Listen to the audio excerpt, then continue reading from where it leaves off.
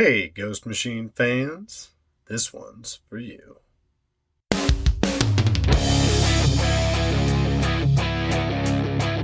Welcome to episode 10 of the Ghost Machine Fans Podcast.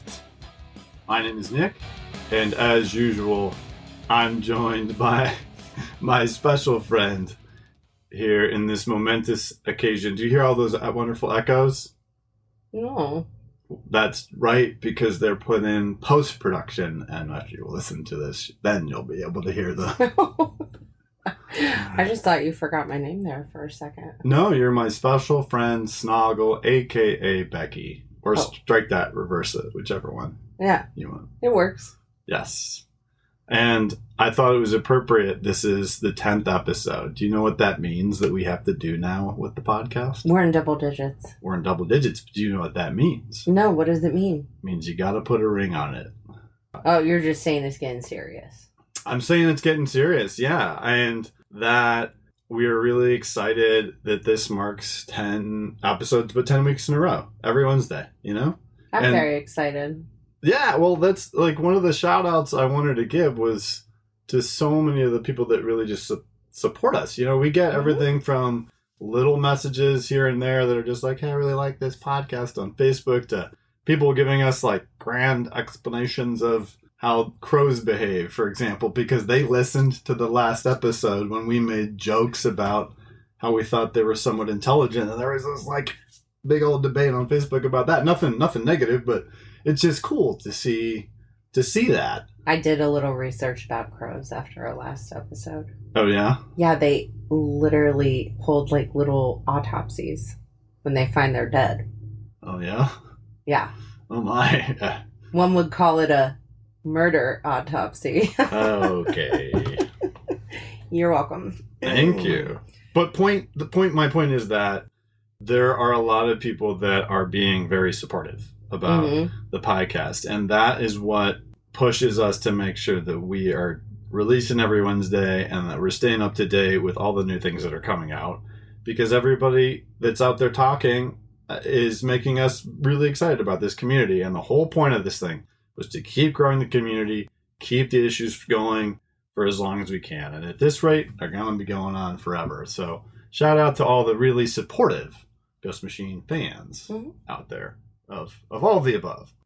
And one other shout out really to a similar group of people is to everyone who bombarded us with listener mail. And now I have a feeling that perhaps this first round of requests that we got a lot of responses, which is really great. We're going to go through every single one. Single one that we got was valid, Ghost Machine related, and we are going to go through it on the podcast. But just so you know, there's so many that we just wanted to say thank you for everybody that participated in that. So a shout out to them. Yes, we even will have to do some of them on future podcasts, which I'm excited because these questions, they're the one we're responding to later. I'm not going to spoil it. I actually thought about pretty deeply, and Nick and I have pretty different responses. And we don't know each other's answers, so remind them of that when we get to it. That's true. Yes. Wait, we do. I don't know yours. Oh, well, you don't know mine. But you saw I read yours. You saw my notes. Yeah. Okay. I'm at a disadvantage. I guess we'll see how that works out. We should also talk about what books are coming out when. There's a slight adjustment to the release schedule. If you follow us on Instagram, you would have seen that we posted a reel about this last week. But if not, typically the 3 books coming out for the different Ghost Machine series are going to always be at least a week apart. And the release schedule that was coming was going to be Geiger 3 on the 12th, Redcoat 3 on the 19th, and Rook 3 on the 26th. For whatever reason, Redcoat 3 is going to be pushed to the 26th. So Redcoat and Rook 3 both coming out on the 26th. Geiger 3 going to come out on the 12th. And this episode is going to air on the 5th of June, 2024. So we have 3 books coming out this month, but none of them are coming out the day that we air, which is why today we're going back into the realm of Junkyard Joe. We are going back. Today. I know. It's been a few episodes since we did our deep dive into Junkyard Joe Vol.1, issues 1 through 3. It's a 6-issue volume. It was a limited series. And we are now going to finish that deep dive off with issues 4 through 6. And then we're going to go through our first edition of Listener Mail, which we're extremely excited about. But before we talk about this comic book, even though we're going to bring you up to speed, just as a reminder, but before we do that, we have to pause for a moment and tell you that if you have not read Junkyard Joe 4 through 6, that you need to pause this podcast. You need to get up. You need to safely go to your motor vehicle or your bicycle or your rollerblades. Or use your feet. And go to the bus stop or whatever the best thing is for you. I know download it. There's somebody that said that they had a comic book store. The closest comic book store to them was like 25 miles away. And that was one of the reasons they liked our podcast, was because they didn't have anybody to socialize with around there. And we were like, we're in a busy city surrounded by people. And we don't have anybody to socialize with about this here. That's why we talk to each other and you guys. And if you don't have a comic book store near you, you can get it digitally in like a million places. One of which is that new Hoopla place. So yeah, check it out on there. Go take a look. I haven't used Hoopla, but I'm a fan of the name. Hoopla. It's just like Kendall sounds like just a person's name. Hoopla sounds like, a good time. Now, in order to talk about this, even though everybody has read it, we should briefly bring everybody up to speed because we're right in the middle of a story. There's a lot going on, and these 3 issues go by rather quickly, in my opinion. What do you think? Well, I think they go... Well, I recall us talking about this last time, and you didn't care as much for the storyline that involved the children. So maybe a little bit quicker for you. It's not that. I don't dislike the humans. I think that the dad is kind of lukewarm to me. Like the dad's a little uninteresting to me. But I do like Emily a lot. Mm-hmm. And I like the joke of Will and Grace, even when there's like a panel where they're like, "What show?" Because somebody's like, "Oh, like the show," and "What show?" It's funny to me. And I think that it's neat what happens here. I think the dynamics that happen in this part with the family are more interesting than in the beginning. Because in the beginning, it feels like it's not typical, but you kind of have to go through the motions of family from the big city moves to the small city. And these are the adjustment things that happen when that happens. And, etc. And each of them is kind of a archetype of a kid at a certain age, at a certain whatever. And that's fine. Mm-hmm. But now we're into this place where it's like, okay. I mean, it's one thing that Ghost Machine, really Jeff Johns in the World of the Unnamed. Oh, what are we doing? So just in case you forgot or you didn't look at the inside cover of your comic, this is written by Jeff Johns, drawn by Gary Frank, and colored by Brad Anderson, with letters by Rob Lee. He has some really neat... The king of letters. He is the king of letters, and he's got some neat subtle things in here that I wanted to point out to you to see if you had noticed them as well. So we'll bring you up to speed, and then let's talk about this interesting cover, which is the face of the custodian on Junkyard Joe number 4. But what I was going to say about Jeff Johns is something he excels at is putting people in a situation that's familiar without it feeling cliche or stereotypical, and then putting something really out there alongside them, like juxtaposing them with that, meaning like this robot who actually shows up from like all these different variable levels of this story. It allows you to digest the weird different stuff more easily because I can identify with the archetypes that the characters are. Do you know what I mean? Mm-hmm. So if you recall, one of the covers from issue 2 was a similar profile, but it was of Junkyard Joe in the jungle. And right now, Ghost Machine fans, we are talking about the cover for number 4, which is a profile of the custodian, who's the bad guy, that has the red, I would dare I say, rose-colored glasses. And he's got like a face mask and what is very much like a black, it looks like a Gestapo type of helmet or an SS type of helmet. I don't think there's absolutely no connection to that we're aware of connected to that. but it's like a black military helmet. And in the one for Joe, it is an identical profile, same artist to everything, and it's got, except he's wearing his military helmet. Did you notice how? Okay, so one is Joe, the other one is a guy with a mask on. Mm-hmm. The mask and Joe's face are identical. The style. Well, yeah. I just figured that's what bad guys wore. Well, but it's like, what do you mean? Like, they even have the 4 open holes in the mouth part. Like, it's literally identical. Maybe it's like a prototype or something. I don't know. It's creepy to me that I can see his teeth. It looks scary. The mirror images, that looks so the reflection? Cool. Yeah, the reflection. That of the house? Yeah, that looks amazing. Well, because what's that doing? Because that's written by somebody, right? So what is that written? If you read the screen, just play for that. What's it say? It says the custodian looks on Muddy's house. Oh, I don't even... No, the one you're looking at. The cover. Where does it say that? The reflection says that. Oh. Do you understand? No. That's Muddy's house. The whole. I get that. So that's why this is cool. This is saying the custodian is looking at Muddy's house. He's there. It's telling a reader of this comic, this guy made it there. Oh. You know what I'm saying? Yeah. It's cool. No, it is. I mean, it's super cool. Visual storytelling. He's got one of his eyes is like squinted. Yeah. I think that is kind of a pretty big credit to Gary Frank. Yeah. I'm just saying about the format of the masks that they're clearly made from literally the same mold. It's not that they're meant to look similar or whatever.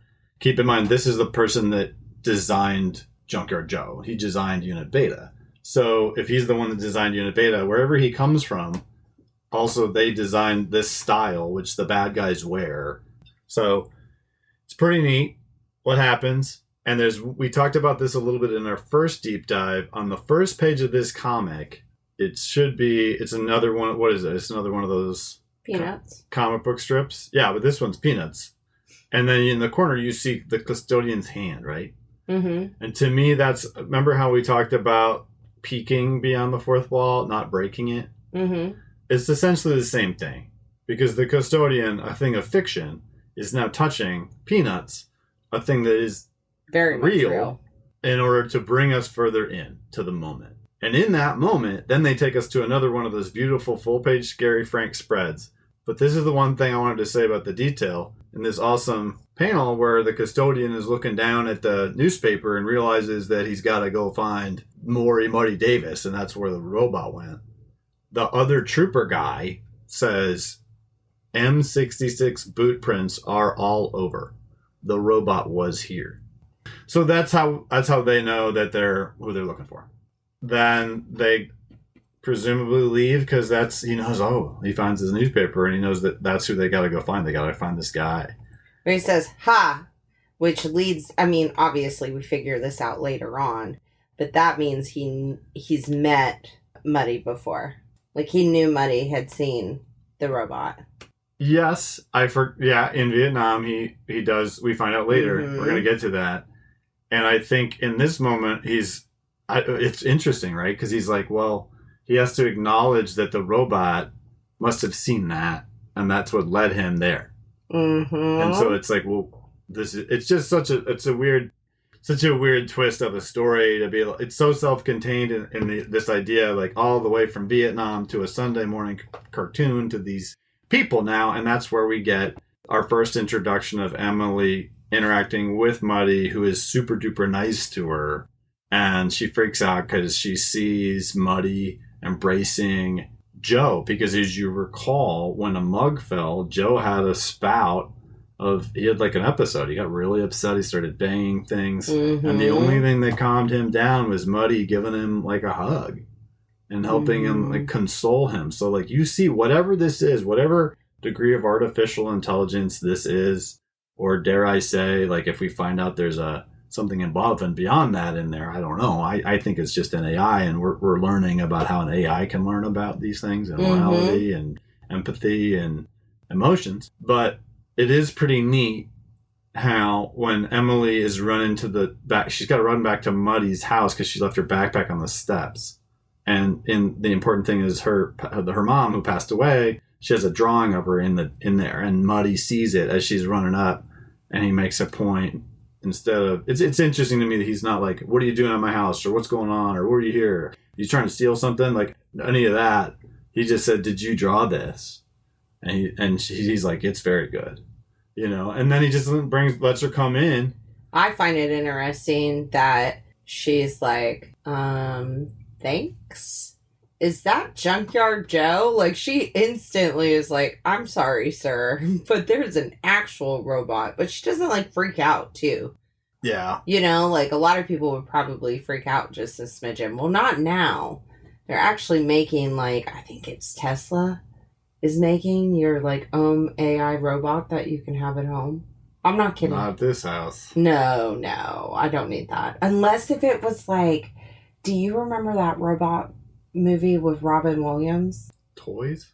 What? No, it was something like Bicentennial Man. Oh, yeah. I remember that vaguely. Yeah, that one was pretty. I would take a Robin Williams robot. I guess that you can't really argue with a Robin Williams robot, but it is what it is. Yeah, but she doesn't freak out. You know what I mean? And I feel like that would be a pretty abnormal thing to see. And she's just like, sure, I'll come inside. Like, no questions asked. I don't know. Yes. And I very, very rarely feel this way. But when I read this part especially, I can see this put into a really great, like, scene in a show or a movie. Mm-hmm. These are the types of scenes where there's just so many great panels of just expressions and looks, and it gets conversational, and there's subtlety, and everything matters. Well, you can tell she's, like, looking around his office, and then that panel where Joe's just kind of peeping his head around the corner like a little kid. Mm-hmm. Like, who's that? Mm-hmm. And then he hides. Yeah, and you get more of that cool, that whirring sound, that WHRR. It's interesting, we see another one of those him bowing his head thoughtfully moments, which we've only thus far seen in relation to, like, grieving. And in this case, it's Emily asking Muddy, did you make him? And you gotta, like you said, it's kind of weird. It's like, well, really, if you grew up reading the Junkyard Joe comic book strip, and then you moved to the town that the creator of the Junkyard Joe comic book strip lived, and you were his neighbor, and you saw a big robot with military fatigues on in his house, you would at least think it was the most likely place for that robot to be, all things considered. Correct. So I think that there's some degree of her just being like, it's astonishing, but also it makes sense. Because who else would have Junkyard Joe but the man that created Junkyard Joe? Well, he got so sad when, he was like, no, I didn't. And then you see Joe just, like, hang his head down. Like, as if he cares about knowing what made him. Mm-hmm. Or he does know what made him and he doesn't want to say. That's possible. I was thinking it was the first one, but now knowing about how the custodian has pursued him, that might be. And for what purposes, right? Yeah. Oh, yeah. Mm-hmm. So sad. And that's very interesting because as the story continues on. Well, when they're cooking, shout out to Rob Lee, because this bloop for this for the sauce is like everything to me. So it looks like how it would sound. Does that make sense?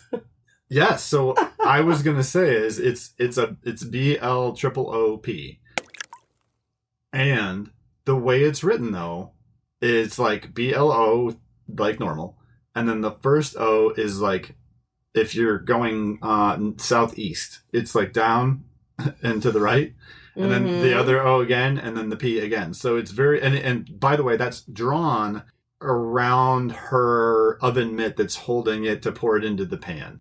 And so it's like happening, the letters are happening as the bloop happens. I do love that little detail as well, that obviously she doesn't know how to cook, because why would you even be holding that can with an oven mitt?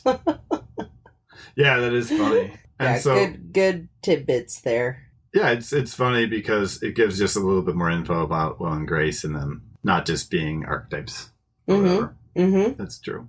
But then they get worried about Emily and they go looking for her. That's how they end up finding out about Junkyard Joe too. And ironically, it kind of it kind of like unites them. You know what I mean? Like there's and we'll talk about that and the way they behave at breakfast. So it seems like it's going to unite them, but then we get like another scene out of Fargo where they're killing more people. Yep, and then you see his red eyes again. We're going to talk about that later, but colors on this page are amazing. Walk me through that. What do you mean? It just like with the cop lights. That's what it is. It's like a beautiful display of like how that light would look in real life. I have very bad eyesight, so that's how I see most lights anyway, that are bright like that at night. So it looks beautiful. Very realistic. Yeah, you're talking about how there are these like refracted spheres of red and blue kind of floating around different parts of the panels. And we're talking about, it's just one page where local cop that I believe we saw at some point earlier, poor guy, he pulls over the custodian and his evil mercenary guys, which is another thing we'll talk about a little bit later. And he clearly is not going to make it because they're just looking for Junkyard Joe. And he pulled them over because they were out-of-towners. Mm-hmm. Makes people nervous around these parts. Yeah. Driving around that late. Then we cut back to, it's just, blurp, that dude's dead. After this just murder scene, we fast forward back again to all the kids with Muddy and Joe. And essentially it ends with he's like, please kids, don't tell anyone. Like, don't tell your dad. And they were fighting like just shortly ago. So It leads us to like this breakfast table scene where all the kids who the day before were mad at the dad, mad at each other, everyone was hateful. And then they're just like, okay, well, we accept your apology, Dad, bye. And he's just like, okay. We don't want to be late to school. Yeah, which is, we all know, not the truth. And they all went essentially separately last time, or at least their journeys were separate. And then we do get to meet Mr. Etter. Do you remember Mr. Etter? Mm-mm. The gentleman, I think that's his name. He's in the he tried to help with the snow plowing. Oh, yes. When he was like he tried to call Muddy. He's with like either the veterans community or something, because you can see his office in one of the panels, but he had called earlier in the series and was like, hey, I heard about your wife passing away. Would you like me to come shovel the driveway? Right. And he was like, no, I got it covered. And he still drives by later and he sees it completely shoveled because Joe had done it. And that's who, when they're talking about like, who could we talk to that maybe could help? He's who Muddy thinks of, right? Well, yes. And one thing, as they're walking through the town as well, it's showing home of Junkyard Joe. And you see Joe like really look at home of. Like he's realizing like, this is my home, which I think is important on things to come as, we get our crescendo at the end of this 6-book series. I thought that was a neat little tie-in there.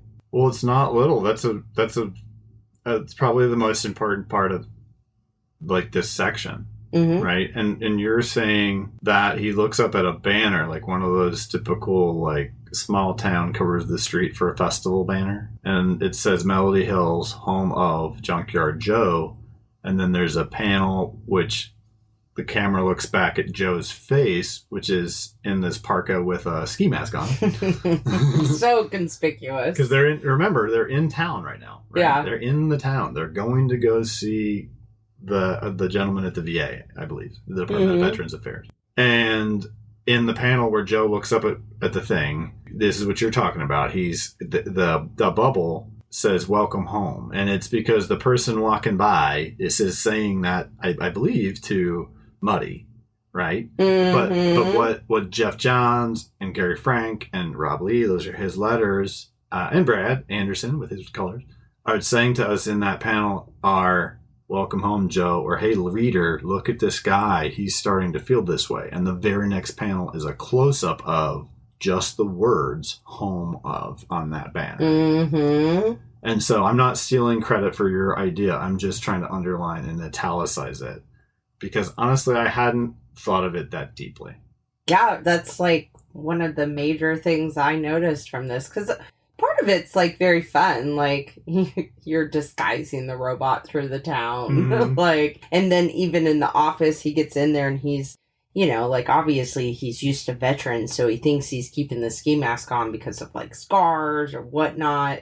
And then he takes the mask off and it's like, that is a robot. So, I mean, that was just great storytelling through just a couple of panels. Yeah, I'd love to be able one day to ask Brad Anderson how you make metal shine. I get it's probably nothing, you know, just the way that you put the color right there. But when he takes off the ski mask, the next panel, he's just got this awesome glint on his chrome dome, literal chrome dome, as it were, right? Yeah, I'm like investigating that to Zooming be in like, how on do it. you make it shine? I'm gonna guess it has to do with like the actual absence of color. It's probably how you make police car lights move on a 2D thing, right? Yeah, it looks so good. There you go. And they go back to school, a united front now. Or no, I guess they're on their way home. Yeah, they're on their way home from school, but united, right? Yeah. And they don't even go. Did they even go home? They go straight to go see what kid would be like, you know what? I know there's a robot next door. Every kid in the world. But let's go home first. Oh, I thought you were going to say, like, who would do this? Yeah, no one would be like, hey, Dad, we're going over to Muddy's, even though the old man wouldn't talk to us a couple days ago. No, you go straight to the robot. And they did not get a warm welcome. They got all the bad Junkyard human Joes. You see the similarities in the masks?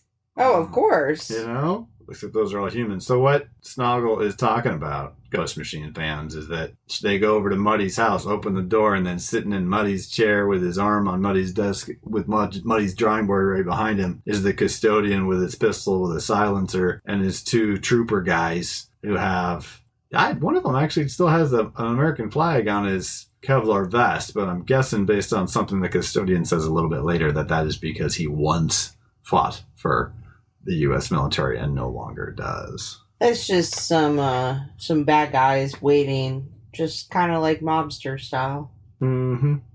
Yep. I'm surprised the lights were on, to be honest. And like usually someone turns on the light and then the bad guy's like, where's Joe? You know? Yeah, you're right. The lights were on. You can tell that. Yeah, that's so cool that he put that much detail in there. Mm-hmm.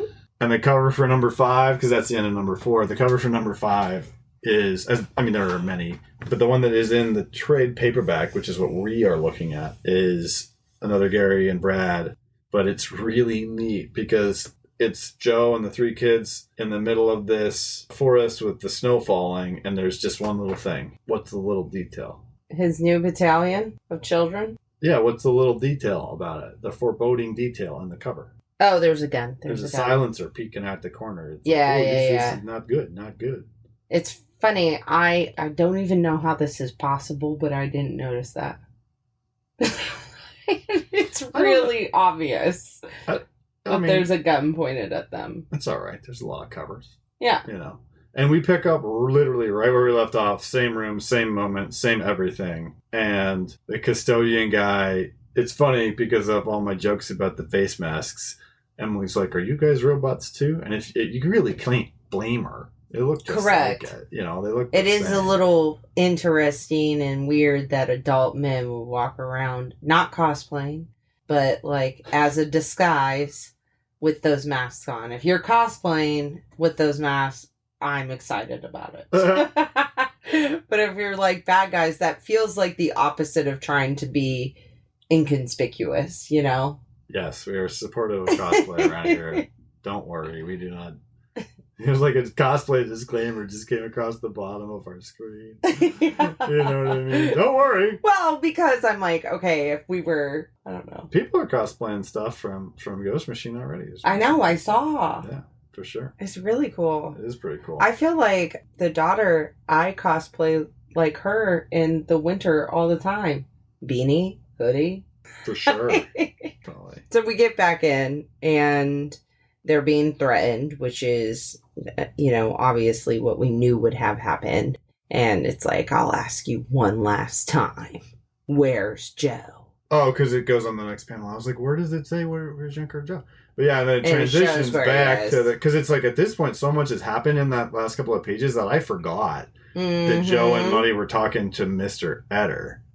And it's just another one of those. I loved this, just like I loved it when he found them originally. You see a hand holding dog tags, and it's the symbol of the Founding Fathers. Just like, and it's so much more now. We've got Redcoat too. It's deeper than it would have been when you read this originally. Very true. At the same time, Geiger 80-Page Giant would have come out, and I had read Geiger 80-Page Giant before reading this. And so I knew what that symbol was. I knew that symbol meant that this story was beyond this story. Right. And that to me meant this story won't end. Because this is one of those stories where it's like, it's really cool. It'll be one of those 6-issue series that some people talk about who know about comics. Nope. It's part of a massive big universe. So you see Adder holding it, and he says he doesn't recognize that symbol. And then he's thinking, I gotta contact somebody in Washington that I know. Which, like, us knowing what we know, I feel like this is the part of a scary movie where you're like, no, don't call the government. Because no one can be trusted. Like, but we obviously find out later on that the people who are trying to get Joe are not exactly operating with the people that he called. But I love while they're having this whole conversation that Joe starts cleaning again. He's like, sir, your office is a mess. And I do think it was really endearing that they brought in that everyone in the town does know Joe through Muddy's wife. That was nice. And they did a great job with the color there, showing that this was like we're looking back. That's a really good point. Why do you say that? It's just 2 panels, but why do we know it's in the past? It looks like aged newspaper would be the way I would describe it. But it's just very tastefully done. Yeah. And quick, right? Yes. I love her name's Betty. Why? Oh, because you like Betty White. No. Well, yes, I like Betty White. But spoiler alert, if our son would have been born a small girl, her name would have been Betty. Oh my goodness. I wish everybody could see the face Nick just gave me. It's okay. We were always destined to have a Bruce. We are. We were. And we do have one. It's like yellowed paper. And what's interesting about that, though, is it's probably just really a photo from, like, not that long prior. It's probably like the early aughts or something. But, well, not a photo, panels of it. But it's really neat. It gives you an indication that actually she knew everybody in this town before she passed away. And what's that mean about his reclusiveness and how she supported him and their dynamic and where he's at now. And sounds like Junkyard Joe couldn't have come at a better time, even though this ends up being a pretty tense situation, shortly. Yeah, because they get in the car and it's interesting. It's almost like because Junkyard Joe can't speak, but people feel his emotions. Are they really Junkyard Joe's emotions, or like, is it a mixture of Joe's emotions combined with the person he's communicating with emotions? Does that make sense? You mean because Muddy is starting to get a sense of Joe learning emotions? Yeah. I think that Muddy is intuitive in that regard, and I think that dynamic is necessary for the story as well. Well, no, what I was really meaning is Joe can't speak, so it's almost like he's a great therapy person because everything that people are feeling, they tell him. Just like they did in the first one, where he was taking all this information, all of these wants, all of these hopes from ultimately everyone else who died in Vietnam around him. So the things that Muddy cares about, Joe ends up caring about very deeply as well. Yeah, that makes a lot of sense. Like learned behaviors and learned emotions, because it's based on what becomes important to you. And then in turn, it's very good for Muddy and the other people around Joe, because they're kind of figuring out their own stuff by just being able to talk to him and being like, you know what I mean, Joe. Thanks, Joe. You know, he says, I'm glad you came to see me, Joe. Thank you. And Joe's just like, like, just turns his head like. When they're sitting in the car together and Muddy's kind of reflecting. Mm-hmm. Yeah. And every other panel, though, like Joe speaks, he kind of like, we have a WHRR a couple of times, and we have a KLINK. Yeah. From Rob. I totally understand what you mean, though, and that's true. I think that's what we've seen him be to almost everyone. Yeah, it's awesome. And then they have this heartfelt moment, and they walk back into a scene where I knew this was going to happen. When we talked the first time we went through books 1 through 3, right? I was like, something bad's going to happen to these kids. And you were like, no. And here they are being held at gunpoint. They are by those 3 miscreants who apparently, I guess there wasn't like even much time in between when they found them and when the others came home, because if they were going to kill them, they would have started killing them. Mm-hmm. And as soon as they get in there, and as soon as Joe sees, what does he act? The gun. And he starts fighting. And did you see something pretty interesting here? What's that? When Joe punches him the first time. Now, I'm not saying this is directly connected, but do you notice that it's kind of like a blue light? You mean the light around his fist? And yeah. And he hits the custodian in the face with it. I do see the blue. I'm just letting the listeners know exactly what you're talking about. So it's right after we see the silencer and the panel, and after the custodian and his bad guys are holding the kids at gunpoint, Joe charges him after he acknowledges the presence of the gun. Yeah. And he punches him in the face. And yeah, it looks like a bluish light. We do know that he has power from the founding fathers. So is this like we know he's nuclear to the acts of lies? I don't know. We know he's nuclear powered too, which is a whole other thing I've been wondering about. Yeah. Although we don't see that aspect of his character until 2050. That may have been something that came later. Yeah. We don't know. But then calamity ensues. And I found it really interesting, like, while he kicks all their butts.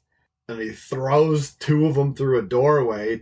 Yeah, and even after he gets their guns, it's neat to me that the 2 guns crush in 2 ways. Or, I'm sorry, they don't crush in 2 ways. They break in 2 ways. One crutches and one crutches. Mm-hmm. So like just that level of detail, it's interesting to me.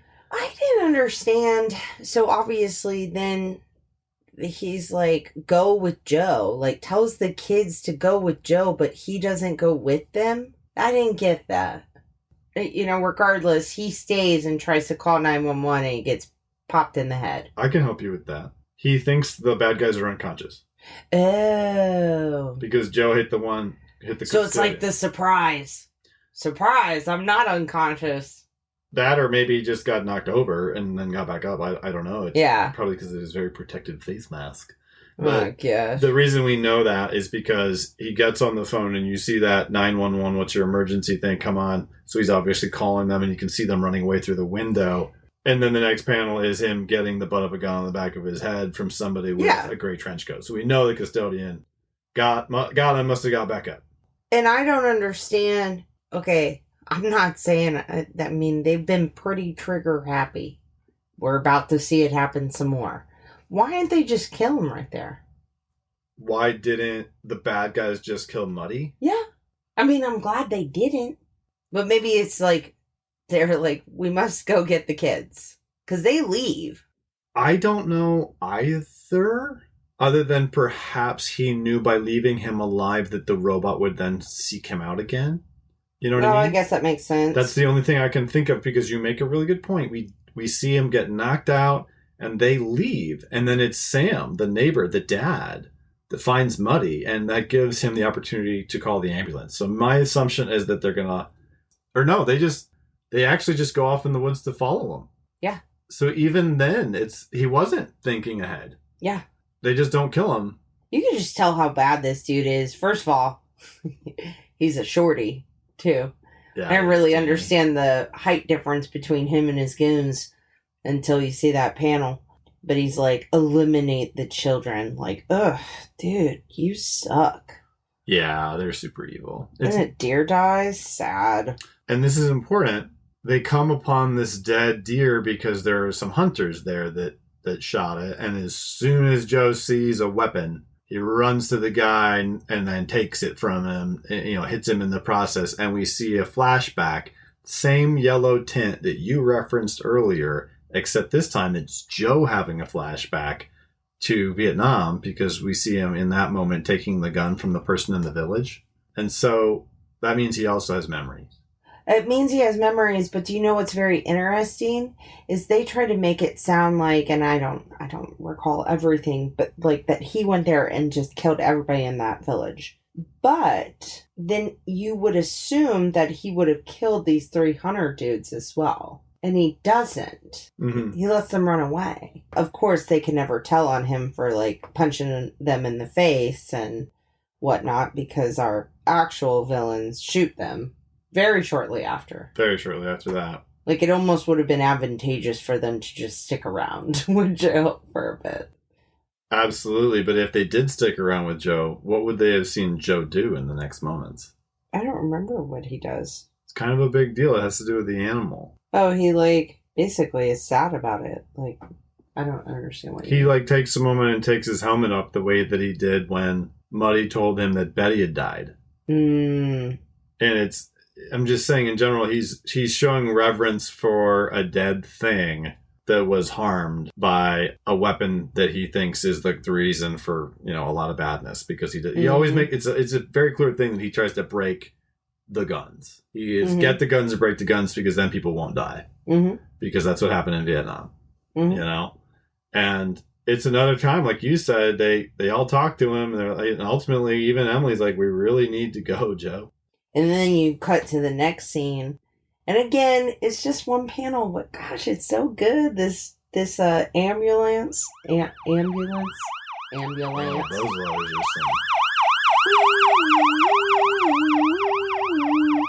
are I wish I could ask Rob Lee. Maybe one day we can. But I want to ask him one day, why 2 E's and 3 O's? Yeah, it's so good. But it travels with the ambulance. And then again, with those lights, look at that coloring. That is beautiful. Yeah, it's really neat. Yeah, it's just great. And obviously, they're, in the ambulance taking him.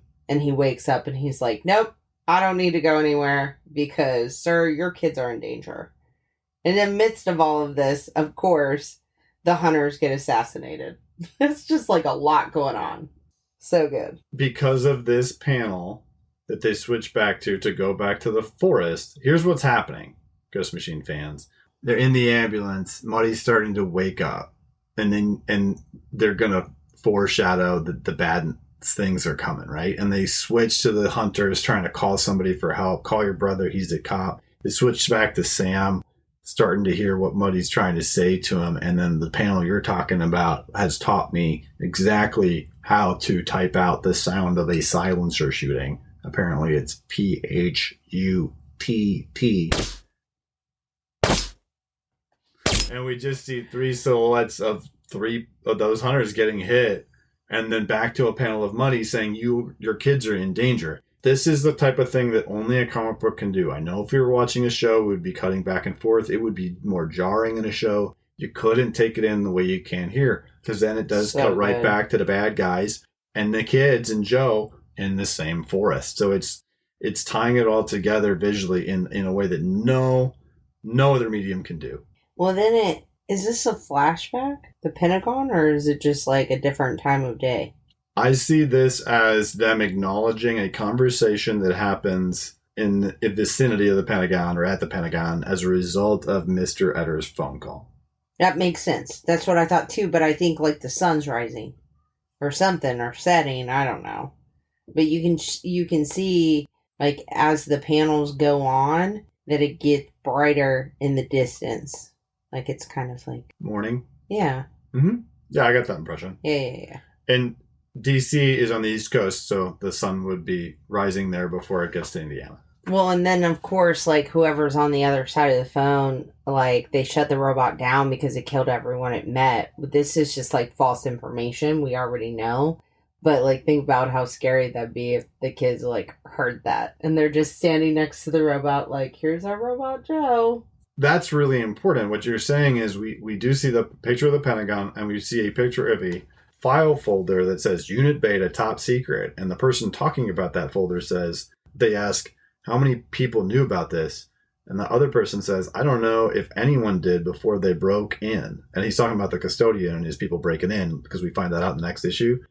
This thing was mothballed so long ago, I think everyone on the project is long gone. And then he asks, why was it shut down? And then I don't know what the comic book term for this is, but it takes you to a panel, like you're saying, of Joe standing with the kids who we perceive him as protecting.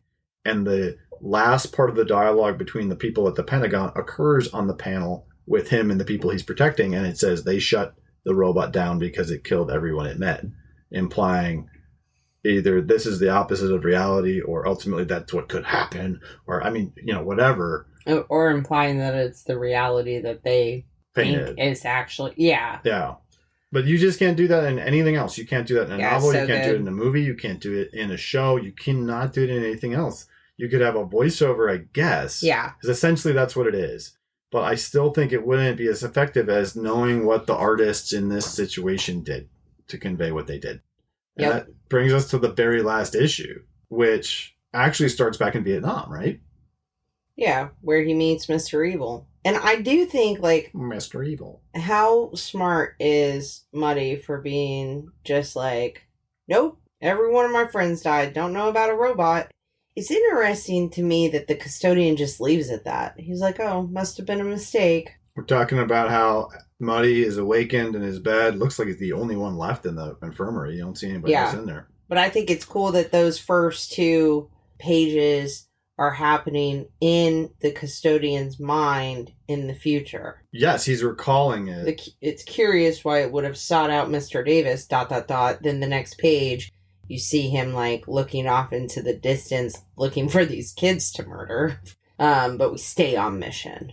Right. Recover the asset and eliminate any witnesses. And it is honestly crazy to me that, like, as they're walking up, the guy's like, one of the goons is like, but there are too many, there's lots of people there. And he's like, we have plenty of bullets. Like, gosh. Yeah, that's a bit much. It's really on the nose. I just want to ask you about one thing.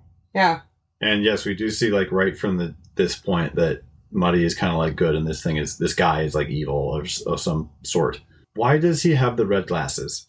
Because the term, looking at the world through rose-colored glasses, means that you look at the world like it's better than it is, right? And that's the same thing with his mask. Like, it's significant.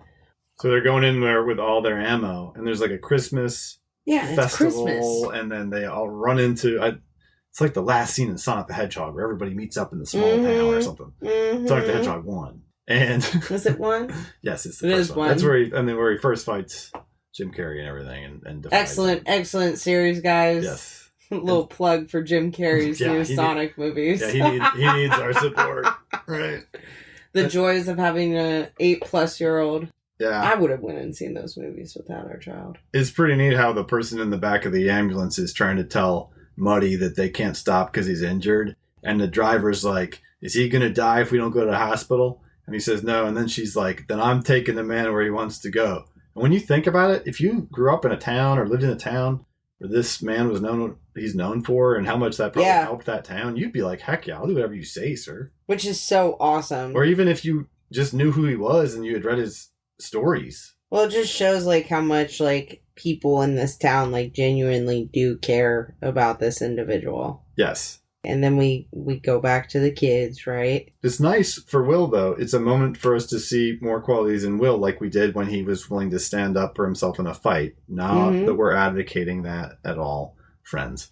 But he does distract everybody because they're like, we got to get Joe into the veterans office. So he goes and flips a switch on the Christmas tree that hasn't been lit yet. Which looks so pretty. Oh, yeah. I don't even know how you do that, Brad Anderson. I have questions. Yeah, and then there's this neat thing where, like, depending on the direction that the glow is coming from, the intensity with which it distorts things is higher. So good. It's pretty neat. Like, behind Will as he's coming back down the ladder. But they do end up back in the veteran's office, end up re-encountering the bad guys. Who shoot him. And you would think they'd be a good shot. Again, I'm glad they didn't kill him. And they just got him like a shoulder wound. But, man, ugh. Oh, Mr. Eder? Yeah, they didn't kill him. He didn't. He got a shoulder wound, too. Well, the custodian, he's not a killer. He didn't kill Money. He killed like 7 other people, I guess. Oh, I guess that's true. No, he killed a bunch of people. Yeah. And actually, this is probably, it's one of my favorite parts of this story.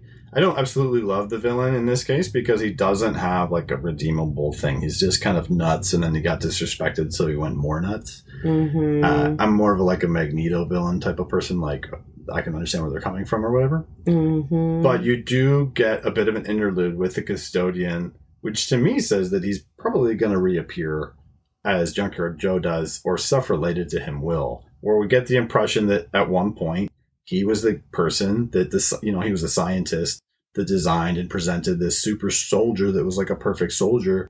And we know what happened in Vietnam. He shut himself down for whatever reason. We think we know why he shut himself down. But as a result of that, the project got mothballed, and there's this, I went and sought out my colleagues who had betrayed me, and I killed them too. And then I rallied up my bad henchmen.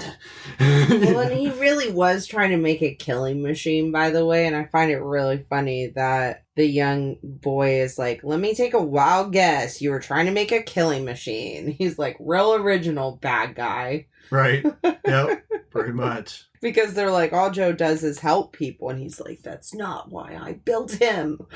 He's just so hell-bent on him being a killer. Yeah. There is one small thing that Jeff does. It's one of those things I like about him as a writer, because if you don't notice this, it doesn't hurt the story. But if you read it and you notice it later, it helps it. Which, that's the case in a lot of cool things. When he's talking, like, it's just him doing his evil monologue. And at one point he says, it came to this stupid town, mistakenly identifying its creator as Muddy Davis instead of me. So he's got a lot of ego. But like me, this is the important part. But like me, my robot was used up and thrown away after its war, as were my friends here after their wars.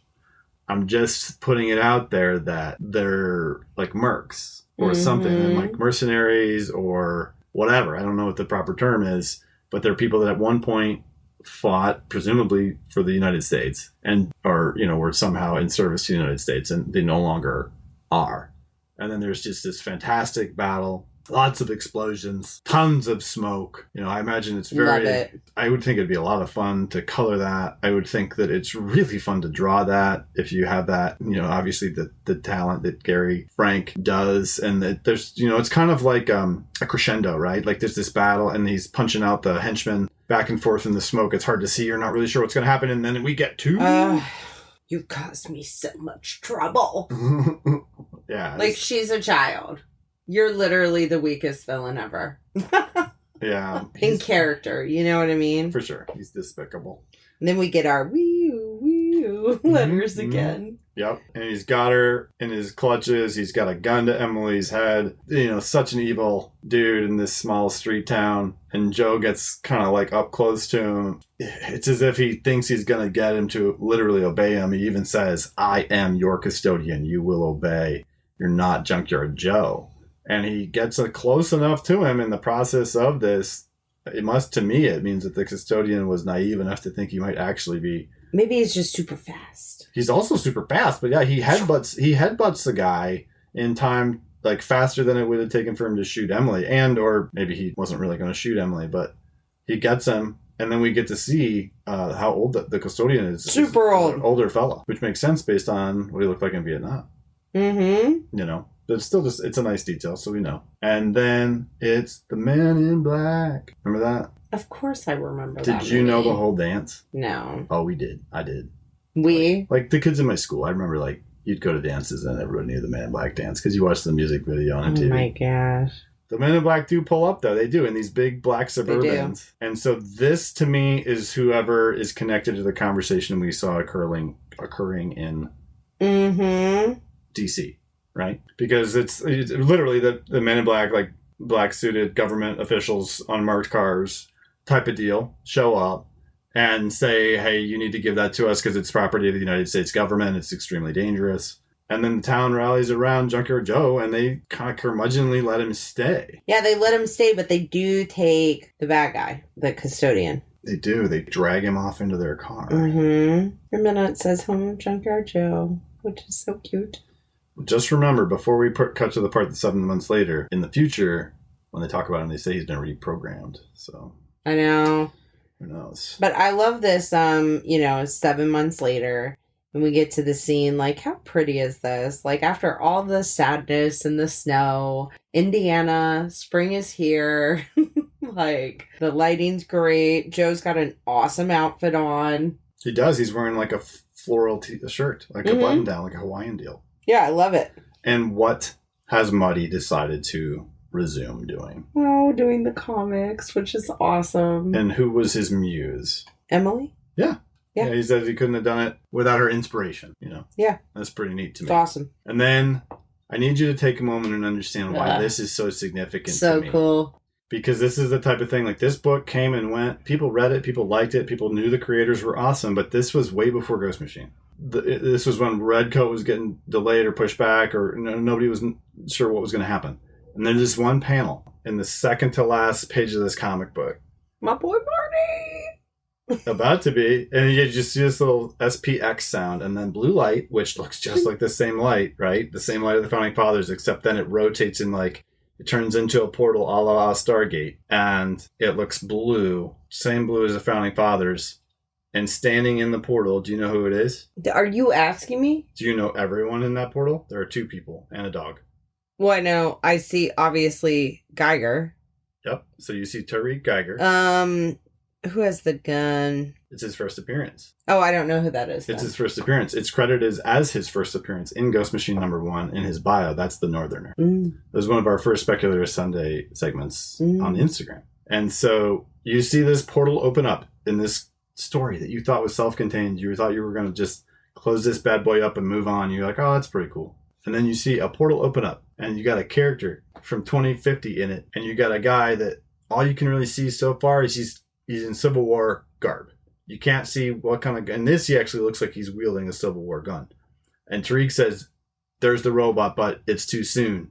Then the Northerner says, oh no, they found us. We have to go back and fight. And then you just see this explosion on the other side of the portal, and they go, and then the portal's gone, and Joe looks over, and like it's clear that he missed it.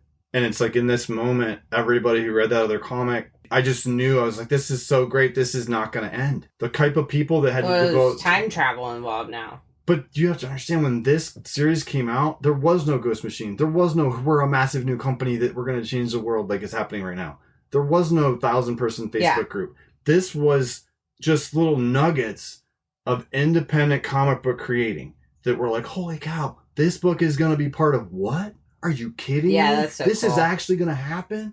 It's very, I know we say it a lot, but we're starting to hear this feedback from other people too. It's very much like Valiant in the interwoven universe. Great way to end it. Super it excited. Blew my mind, right? But speaking of hearing from people, we want to get to the most important part of this episode, which is our first official listener mail segment. And we received many emails for this. And remember, if you want to be featured, send us a comment or a question to ghostmachinefans@gmail.com, or you can message us on Instagram, I guess, too. That's fine if you want to do it that way. We will get to all of them. Like I said, I think we said earlier in the episode, in a timely manner. We promise. We're going to get to all of them in the order that they were received, to be fair, which is why we're going to go with this one first. This email came from Ty, our friend Ty. He said he's really enjoying the podcast so far. Says we're doing an amazing job. So thank you so much, Ty. Thank you, Ty. We truly appreciate you reaching out. When he brought up something that we're entertaining as well for the future of doing Ghost Machine fan episode, where we can invite fans onto the podcast too. He did, and that was a cool idea about that as to what type of subjects would be best for like a fan to come on as, because we have a lot of people that we're starting to have frequent conversations with online or that send us feedback frequently. So that is definitely something that we're going to do in time. Yes. We just, the next couple of episodes, I believe we have are pretty planned. Yeah, we have some guests planned, and then after that, we do still need to talk to Mike, the organ person. He's out there stewing. Ty also, we should have shouted him out at the start of the episode because he's one of the proud torchbearers of the forums. There are some people that really use the forums, and what's cool about the forums is that if you go there, the answers to the questions are going to be there forever, and they're cool questions that can evolve over time. So check it out. But what Ty said is he said if you were in the world of Rook Exodus, what animal would you want to be the warden of? Okay, so you want to say yours first?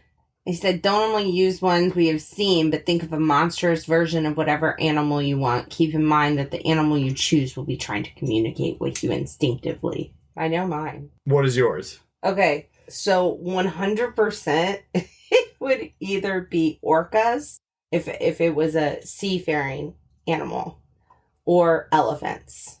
Orcas. Tell us about orcas.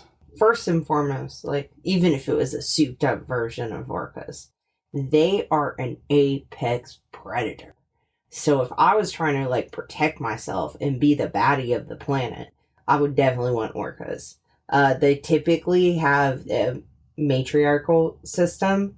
I don't even know if I said that word right, but women run the world. Mm-hmm. Like, one of the craziest orcas that just is, like, constantly messing up boats, and there's one video of her eating a great white shark, but she's a grandma orca. I don't know. They're intelligent. I think could be used as a pretty powerful, like, pack. And then if it was land, it would be elephants. Similar reason. The instinct influence of an elephant would be to never forget. Yep. So that was the significant thing for me in my decision, was the instinct influence factor, because you're going to probably deal with a lot of different animals of the same species, and you don't want it to be the way it is for Rook, right? Because for Rook, it is a very unpleasant thing. So I was selfish, and I tried to think about, like, what would be the best for, like, chilling, like have a comfortable life. Like, if I have to stay on this planet and do this, I said either like a koala or a panda, like a giant panda, or I think my best choice is orangutan. Orangutans? Yeah, because they're fun, but they can be really aggressive and serious too. Oh, they can, like, rip your face off. They can. So it would be it's like the best of both worlds. Like, they're fun, they can chill, they can hang out, they're smart, and they're like family bonding creatures and all that. But then if you mess with them, they're ferocious, and you can still rock and roll like in the comic. You know what I'm saying? A little bit. Obviously, we have very different answers. Yep. I'm orca all the way. I was going to say orca, but then I didn't want to be in the water. I was like, no, I'll be cold and stuff, because then as soon as you disconnect from your helmet, it'll be like, whoa, it's way colder, But you don't have to be in the water to be around them. You can be on a boat. I think this is like a character that they should add. They should add the orca warden on a boat. And yes. I'm serious. That's good. Captain Snoggle. Captain Snoggle. Reporting. Wow, it's going to be in, like, the background of something one day. Number 2 question from our friend Ty.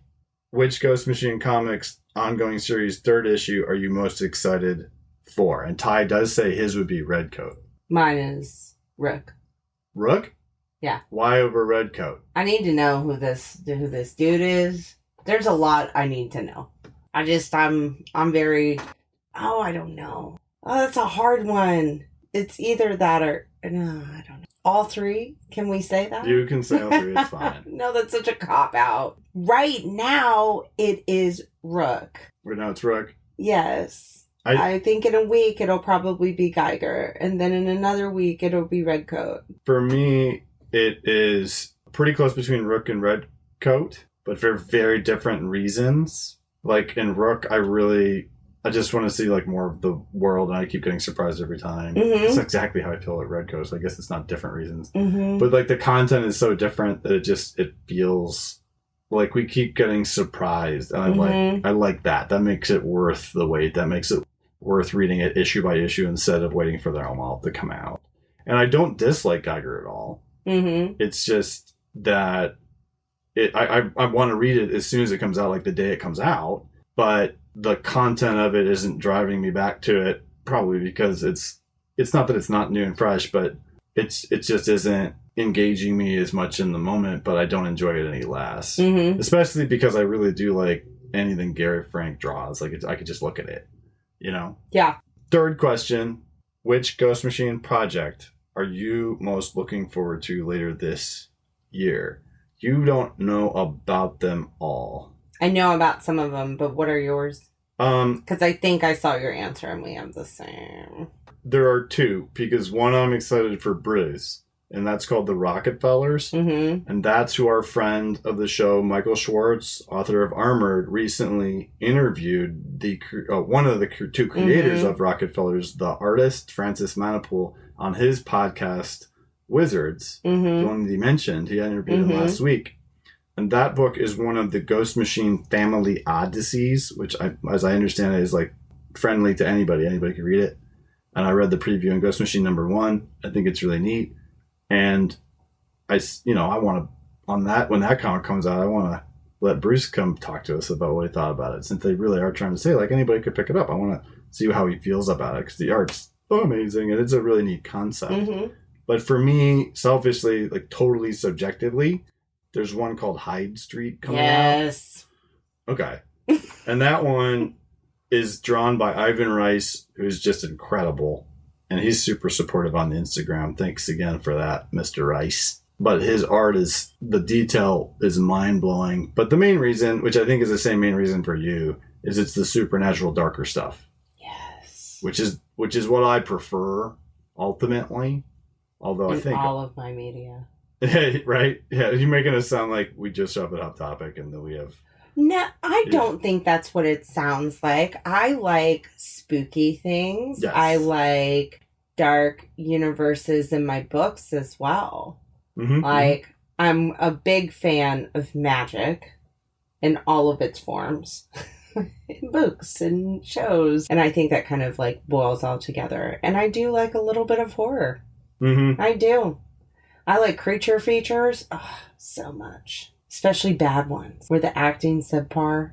We'll have to start watching some more of those. I've watched them pretty frequently. Yeah. Lake Placid's one of my faves. Lake Placid. Oh, yeah, Betty White's in it. Betty White is. Speaking of Betty White. Oliver Platt, I think, right? A big crocodile. Big crocodile. That was in the era of like big reptilian amphibian creature movies. Anaconda. Like Anaconda and a bunch of those different types of movies. So, but yeah, High Street definitely is what I'm good. super excited about as well. So So there's the answer right there. He said his was Rockefellers or First Ghost. A lot of people want to know about this First Ghost thing because President Sarah Nash, who's connected to that, had a bio. Even though she hasn't appeared in a comic, she had a bio page in Ghost Machine #1, and that's more of the unnamed. So if you're wanting more of the unnamed, First Ghost is going to be part of that, whereas I don't know that Rockefellers is directly connected or Hyde Street is directly connected, although we have seen Hyde Street signs in a Redcoat comic. I know, so cool. Yeah. He did ask, and I can make my response to this. It wasn't more or less a question, but it was talk about how/if each of the titles so far has met, exceeded, or not met expectations. I would say for all the titles so far, they have met expectations, and honestly, Redcoat has exceeded for me.